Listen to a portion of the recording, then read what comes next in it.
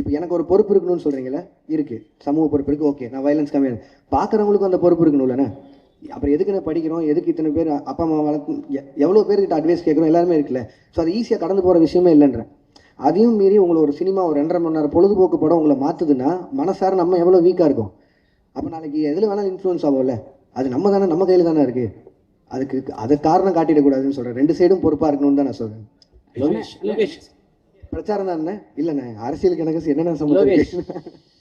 ஒரு தேவதாஸ் படம் பண்றீங்க, தேவதாஸ்ல இந்த கெட்டப் தானா? ஏன்னா தேவதாஸ்னாவே தாடி வச்சுருந்தா வரணுமா? இல்லை லோகேஷ் கனகராஜ் வந்து அது மாதிரி மென்ஷன் பண்ணுறாங்களா? அதுக்கப்புறம் வந்து நீங்கள் நடிக்க போகிறேன்னு சொன்ன பிறகு எந்தெந்த ஆக்டர் வந்து உங்களை வந்து நடிக்காத, நீ டைரக்டே பண்ணுன்னு சொன்னாங்க? ரஜினி சார், கமல் சார் என்ன சொன்னாங்க? இல்லைண்ணே, இந்த ஃபஸ்ட்டுக்கு லைன் ஆஃப் கேள்விக்கு வந்து அருண் தான் பதில் சொல்லணும். தேவதாஸ் தாடி வச்சிருக்கணுமா வச்சிருக்கூடாதா அதெல்லாமே அவன் தான் பதில் சொல்லணும். இது வந்து அவன் இப்படி வர சொன்னான், அதனால் நான் இப்படி நடிச்சிருக்கேன். அவள் தான் என்னால் பதில் சொல்ல முடியும்.